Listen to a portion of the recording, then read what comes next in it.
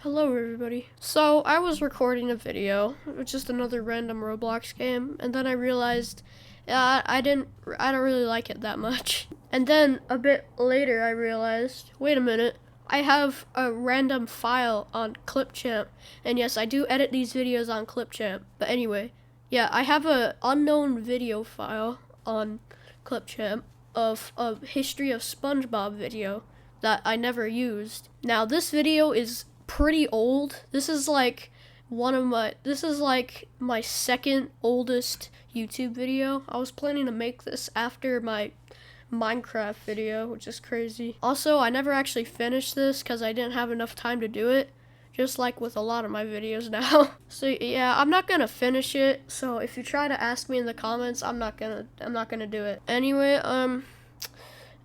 this is gonna be a little bit cringe, so buckle your seatbelts. Enjoy.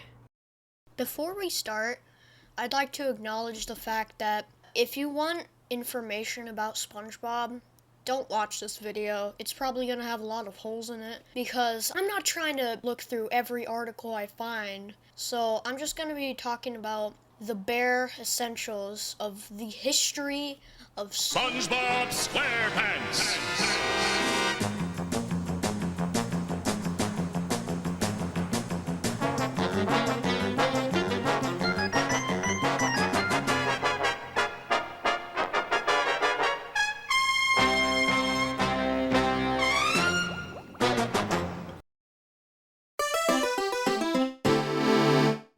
It all started with one man, a man named Steven Hillenburg.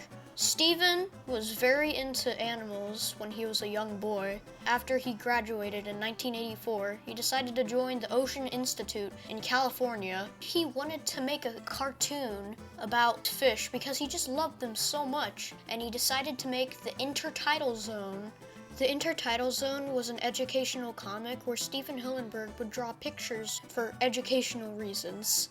The reason why the Intertidal Zone is so important is because on one of the pages, there's a character named Bob the Sponge wearing cool shades. Most people think this is where SpongeBob first appeared in. He doesn't look anything like SpongeBob. He looks more of like a cool guy, to be honest.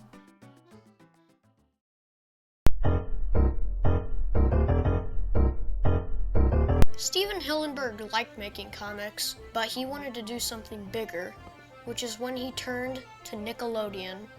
He was gonna pitch a show called SpongeBoy Ahoy. Yes, he was originally gonna be called SpongeBoy, with no SquarePants, just SpongeBoy. How creative.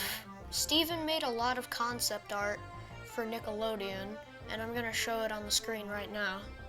Honestly, I wish the show looked more like this nowadays. It looks nice. He also made an audio pitch too, which I'll play right now. Hundreds of creatures swim through these doors every day in our undersea community, depending on you to serve them nutritious, delicious, reasonably priced food in a clean, family-friendly environment. Look! I've been standing around on my tentacles since 8 o'clock this morning, and I don't have the strength to listen to this. Who depends on you, you may ask? Well, let's just start with the A's. No. Aaron Anchovy, LB Albacore. So that's something. Before the show could be created, however, somebody found out that there was a product that already used the name SpongeBoy. Steven Hillenburg decided to change it to SpongeBob, since it only changes one letter, and it fits more, to be honest. And after his name was changed to SpongeBob, he added SquarePants after that, because originally SpongeBoy, he didn't have a last name, it was just SpongeBoy. And thus, we enter the next era of SpongeBob.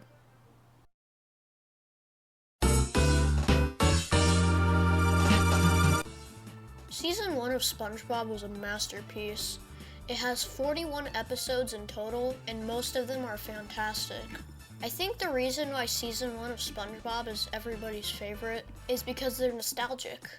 I mean, look at this animation. Steven Hillenburg and everyone else really put their heart into Season 1. Patrick? He wasn't as stupid.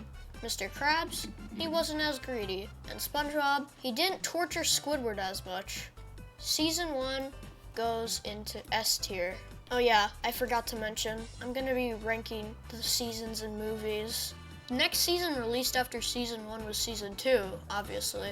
Season 2 was just as good as season 1, and in a few ways, even better. For starters, the animation. In season 2, they switched from cell animation to digital animation, and it looks so much better.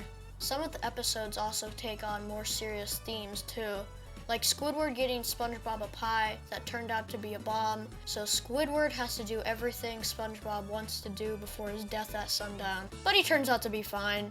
Season 2, A tier. And finally, the last season in the Golden Age, Season 3. Imagine Season 2, but perfected. That's what Season 3 is. Season 3 has some of the best episodes, such as Chocolate with Nuts, Krabby Land, Just One Bite, and so much more. Season 3 is an S tier. And even though Season 3 is the final season in the Golden Age, there's still one more thing we have to talk about. The SpongeBob SquarePants movie. Imagine if you took seasons 1 through 3 and compressed them into a 90-minute film. And that's what the SpongeBob SquarePants movie is. The plot is great. The backgrounds are great. The jokes are great. Heck, even the characters are great, despite Patrick and SpongeBob basically being the only important characters in the story. If you haven't seen the SpongeBob movie, go watch it. No, I mean like right now. Pause your video and go watch the SpongeBob movie, or I'm gonna put you in Davy Jones' locker. The SpongeBob movie, S tier. A lot of you might not know this, but originally the SpongeBob movie was meant to be the series finale. But of course, with Nickelodeon and their absolute cash cow known as SpongeBob, now we're gonna milk this thing dry, and thus they did, entering a whole new era of SpongeBob.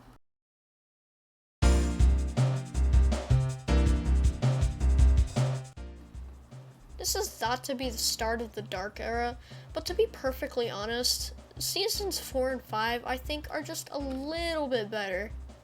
A little. When Steven heard they were gonna make a 4th season, he didn't even care.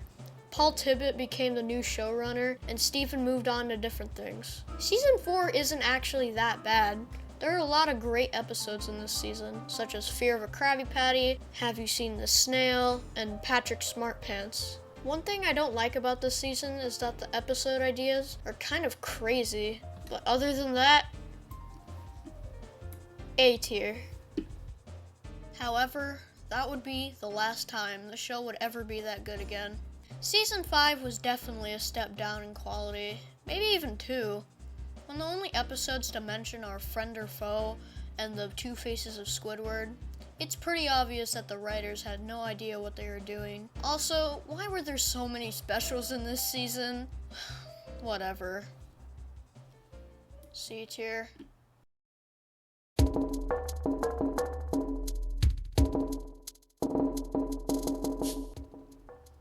Well, it's finally time to talk about seasons 6 through 8. I am really not excited about this. Season 6 is probably the best of the Dark Era, which isn't really saying anything considering the season has episodes such as The Splinter and Truth or Square. Speaking of Truth or Square, SpongeBob is officially 10 years old. It just sucks that he had to celebrate his birthday during such a dark time. Yeah, this season goes in D tier. Oh wait, that's it? Oh, okay. Well, thank you everybody for watching it. If you didn't watch through the whole thing, I can understand that. My voice was a little bit unbearable back then. I'm not expecting this video to get like 1,000 views like some of my other videos have been doing recently. But I just wanted to upload this because I feel like I wanted to share it. Anyway, bye.